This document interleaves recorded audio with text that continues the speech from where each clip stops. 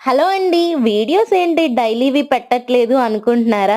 మనకంటూ ఒక బాధ్యతొచ్చాక దాంట్లో ఖచ్చితంగా సిన్సియర్‌గా చెయ్యాలి. వచ్చిన దాంట్లోనే మరీ బాధ్యతొచ్చేసిందని 24 గంటలు సంపాదిస్తున్నాను అనుకోవద్దు.